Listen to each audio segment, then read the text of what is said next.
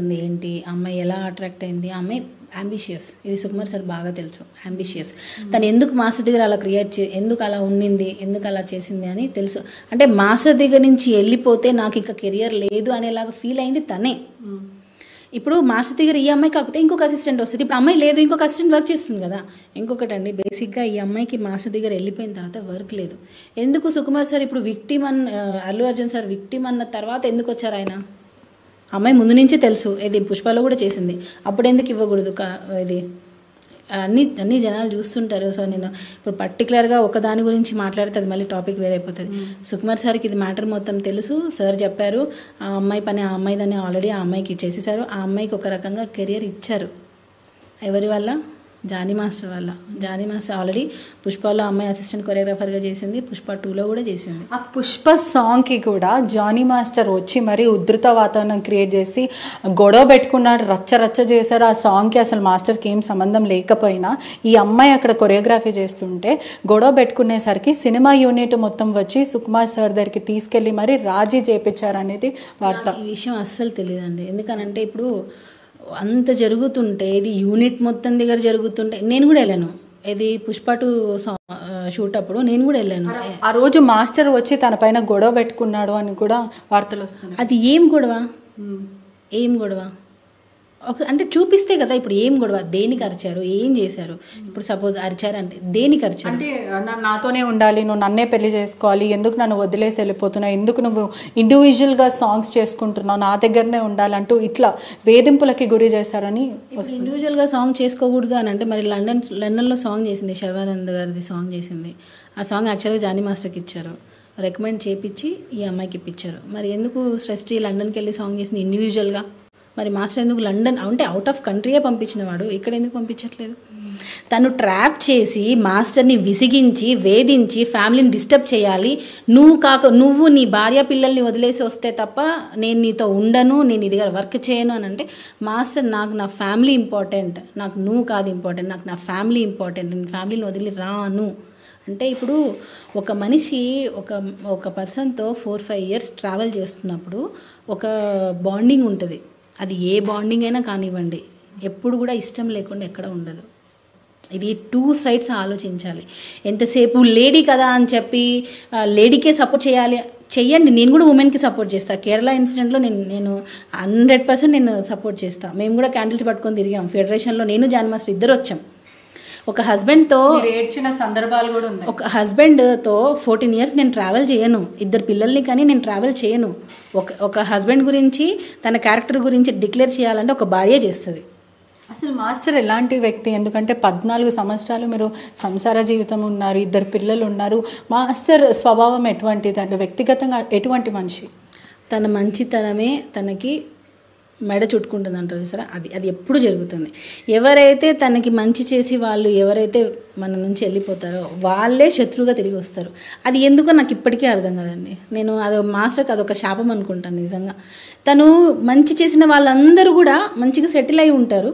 కానీ మాస్టర్ మీద అది ఎందుకో నాకు తెలిసి వన్ టైప్ ఆఫ్ జెలస్ అనుకుంటా ఎందుకంటే ఒక పర్సన్ ఏమీ లేకుండా సొంత కష్టంతో ఒక పాన్ ఇండియా లెవెల్కి వెళ్ళి నేషనల్ అవార్డు తెచ్చుకొని పొలిటికల్గా వితౌట్ ఎనీ బ్యాక్గ్రౌండ్ వెళ్ళడం చాలామందికి దిష్టి తగిలింది అంటారు చూసారా ఒక రకంగా అదే అంటే ఇతన్ని ఎలా అయినా తొక్కేయాలి అందులో ఇప్పుడు జనసేనలో పనిచేస్తున్నారు సో టార్గెట్ చేయడం ఈజీ ఏదో ఒక చిన్న దానిలో ఇరికించేయడం దీన్ని ఇంకా ఇంత ఉంటే అక్కడ ఉండేది ఇంత అయితే దాన్ని ఇంతలా చూపించడం అది కామన్ అది అంటే ఇప్పుడు జానీ మాస్టర్ అనే అతను చిన్న మాస్టర్ కాదు అంటే చిన్న పెద్ద అని నేను అనట్లేదు అంటే పాన్ ఇండియా లెవెల్లో అన్ని లాంగ్వేజెస్లో ఆల్మోస్ట్ వర్క్ చేశారు ఆయన సో ఆయన ఇప్పుడు ఏది వచ్చినా న్యూస్ ఆ రోజు అది ట్రెండ్ అయిపోతుంది వైరల్ అయిపోతుంది సో ఈ అమ్మాయిని అడ్డు పెట్టుకొని వాంటెడ్లీ ఆ అమ్మాయిని రెచ్చగొట్టి ఇప్పుడు కూడా నాకు తెలిసి ఆ అమ్మాయి ఏజ్ నాకు తెలిసి 26 అనుకుంటా ఎందుకనంటే 26 అనుకుంటా నేను నాకు తెలిసి ఎందుకంటే ఇది ఎందుకు చెప్తున్నానంటే ఢీ జోడీ మీరు దీన్ని మీ ఛానల్స్ ద్వారా దీన్ని తీయాలి ఢీ జోడీలో జోడీ చేయాలనంటే జోడీ కప్పుల్ అంటే ఎప్పుడు వస్తుంది 18+ ఉంటేనే జోడీగా ఇంటిమేట్ సీన్స్తో ఢీ జోడీ అంటే మనం చూస్తాం ఎలా ఉంటుందని సీన్స్ చాలా రొమాంటిక్గా డ్యాన్స్ చేస్తారు మరి ఢీ జోడీలో 18+ కాకముందే ఆ అమ్మాయిని తీసుకుంటారా మల్లెమల్ల ప్రొడక్షన్స్ డి వాళ్ళది తెలుసు కదా శ్యాంప్రసాద్ గారిది. మరి డి షో అన్నప్పుడు మరి 18+ కాకుండా అమ్మాయిని ఎందుకు తీసుకుంటారు? అంటే అక్కడ ఫేక్ సర్టిఫికేట్ పెట్టిందా? 18+ కదా. సో అప్పుడు 18+ అంటే ఇప్పుడు అమ్మాయికి 24 26 ఉండాలి ఏజ్. మరి ఎలా? అంటే నేను నాకు వచ్చింది ఇప్పుడు డి షోలో అమ్మాయి వచ్చినప్పటి నుంచి వచ్చిన వాళ్ళ పార్ట్నర్స్ ఎవరైతే సోమేష్ వీళ్ళందరూ కూడా ఉన్నారో వాళ్ళు 18+ అప్పటికి.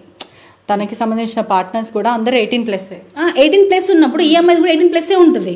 మరి ఆ ఏజ్ ప్రకారంగా తీసుకుంటే జానీ మాస్టర్ దగ్గరకు వచ్చినప్పుడు 18+. మరి 16 అని ఎందుకు పెడుతున్నారు?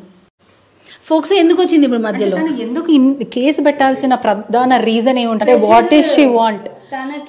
తనకి జానీ మాస్టర్ వెళ్ళిపోయిన తర్వాత అంటే విశ్వక్సేన్ షూట్లో ఆ అమ్మాయి వర్క్ నచ్చక అమ్మాయిని పంపించేశారు. ఈ ప్రస్తావన విశ్వక్సేన్లో సుమారుగా 35 షాట్స్ వరకు తీయాలంటే తను ప్రధానంగా ఒక 6 షాట్సే తీసింది ఆ రోజు అనేది నాకు యూనిట్ నుంచి వచ్చింది. నేను పర్సనల్గా వాళ్ళ పిఏకి కాల్ చేసి అసలు నిజాలు ఏంటో తెలుసుకునే ప్రయత్నం చేశాను. యూనిట్ నుంచి మాత్రం తన వర్క్ మాత్రం అంత స్పీడ్గా లేదు అని చెప్పి వాళ్ళు చెప్తున్నారు.